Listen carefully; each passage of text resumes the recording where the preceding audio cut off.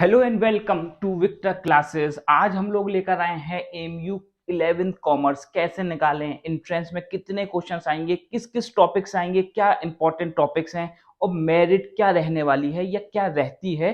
हम लोग सारी चीजें देखेंगे इस वीडियो में। सबसे पहले हम लोग देखते हैं कि हमारा जो चैप्टर्स हैं वो क्या क्या है, वेटेज हमारे पास क्या क्या है। तो सबसे पहली चीज जरा देखते हैं कि हमारे पास जो मैथ्स के क्वेश्चंस रहते हैं वो हैं 20। याद रखिएगा, मैं आप लोगों को ये भी बताऊंगा कि मैथ्स के कौन कौन से चैप्टर्स इंपॉर्टेंट है, किन किन क्वेश्चंस को ज्यादा प्रैक्टिस करना पड़ेगा हमें।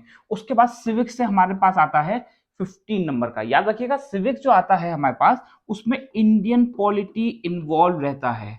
इंडियन पॉलिटी, तो अगर आप लोग सिविक्स पढ़ रहे हैं तो इंडियन पॉलिटी भी पढ़ना पड़ेगा, याद रखिएगा। उसके बाद हमारे पास ज्योग्राफी से आता है 15 नंबर का, हिस्ट्री से भी 15 नंबर का आता है, इंडो इस्लामिक से आता है 10 नंबर का। इंडो इस्लामिक में कौन कौन से टॉपिक पढ़े सर?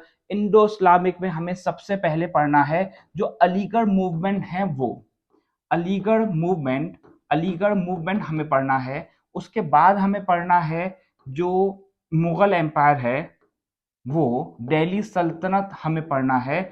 और उसके बाद इंडो इस्लामिक में हमें पढ़ना है जो इस्लामिक हिस्ट्री है उसके बारे में। ये टॉपिक्स अगर आप लोग पढ़ लेंगे तो इंडो इस्लामिक के कम से कम 7-8 क्वेश्चन आप लोग आराम से कर सकते हैं। उसके बाद आता है जीके। जीके में क्या पढ़ें? जीके में पढ़िए सबसे पहले करंट अफेयर।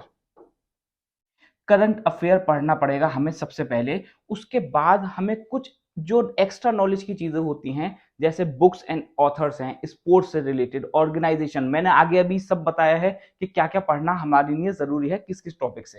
उसके बाद आता है हमारे पास इकोनॉमिक्स। इकोनॉमिक्स मुझे लगता है कि 5 नंबर की जो आती है वो करंट अफेयर से ही रिलेट करती है। 10 नंबर की हमारी जो बुक्स हैं एनसीईआरटी की वहां से आती है। जरा देखते हैं क्या होता है, कैसे कैसे। मैथ में जो बच्चे कमजोर हैं, ज्यादातर लोग जो कॉमर्स की तैयारी करते हैं वो मैथ्स में थोड़े से कमजोर होते हैं, उन लोगों के लिए ये 6 चैप्टर्स उन लोगों को बहुत कुछ सिखा देंगे। क्वेश्चन देखिए जरा, 20 क्वेश्चन हमारे पास आते हैं मैथ्स के, उसमें से 10 क्वेश्चन यहीं से बन जाएंगे। सिर्फ इन टॉपिक्स से करना है हमें। Polynomial, linear equation, quadratic equation, probability, trigonometry और एपी। मैथ्स को ट्रिक्स से कैसे कर सकते हैं इसकी वीडियो मैं आप लोगों को डिस्क्रिप्शन में दे दूंगा।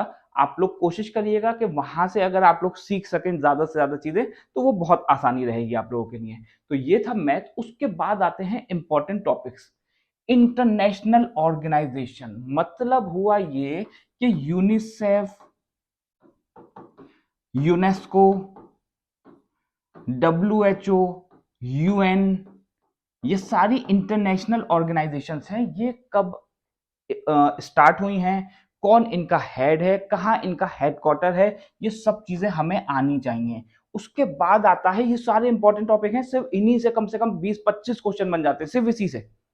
सॉइल से रिलेटेड क्वेश्चन जरूर आता है, कौन सी सॉइल किसके लिए ज्यादा अच्छी है, कौन सी सॉइल कहाँ पाई जाती है, किसका दूसरा नाम है, जैसे ब्लैक सॉइल का क्या नाम होता है दूसरा, ये सब चीजें।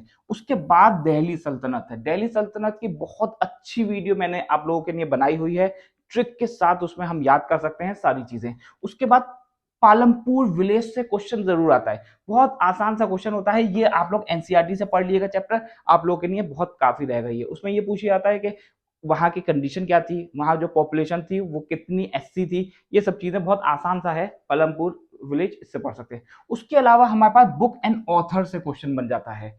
बुक एंड ऑथर, किसी भी बुक का नाम दे दिया जाता है और ऑथर का पूछा जाता है कि कौन उसका ऑथर है। फंडामेंटल राइट्स से रिलेटेड आ जाता है। मान लीजिए हमसे पूछा जाता है कि राइट टू वोट हमारा कौन सा अधिकार है, हमें अगर राइट टू एजुकेशन हमारा कौन सा अधिकार है। आर्टिकल से रिलेटेड जो इंपॉर्टेंट आर्टिकल्स हैं वहां से क्वेश्चन बन जाता है। डिस्क्रिप्शन में मैं आप लोगों को इसकी भी वीडियो दे दूंगा। उसके बाद आता है क्रॉप से रिलेटेड क्वेश्चन। क्रॉप से रिलेटेड क्वेश्चन ज्यादातर बनता ही बनता है। अगर कोई हिस्ट्री की तैयारी करना चाहता है तो वो एनसीईआरटी को पढ़ ले, एनसीईआरटी से ही पूरा पेपर बन जाता है। ज्योग्राफी के लिए भी एनसीईआरटी काफी है। अगर आप लोग वन शॉट देखना चाहते हैं, वन शॉट यूट्यूब पे अवेलेबल है, वहां से देख सकते हैं, कोई परेशानी की बात नहीं। कहाँ से इंफॉर्मेशन मिल रही है वो इंपॉर्टेंट नहीं होता, इंफॉर्मेशन मिल रही है ये इंपॉर्टेंट होता है। तो आप लोग यहाँ से चीजें समझिए और उसको फिर अप्लाई करना शुरू करिए। आप लोगों को किसी भी तरीके की कोई परेशानी अगर हो किसी दूसरे सब्जेक्ट में भी, तो आप लोग मुझसे कंसल्ट कर सकते हैं। और ये वीडियो आप लोगों को कैसी लगी, क्या ये हेल्पफुल है आप लोगों के लिए, तो मुझे ज़रूर बताइएगा। Thank you.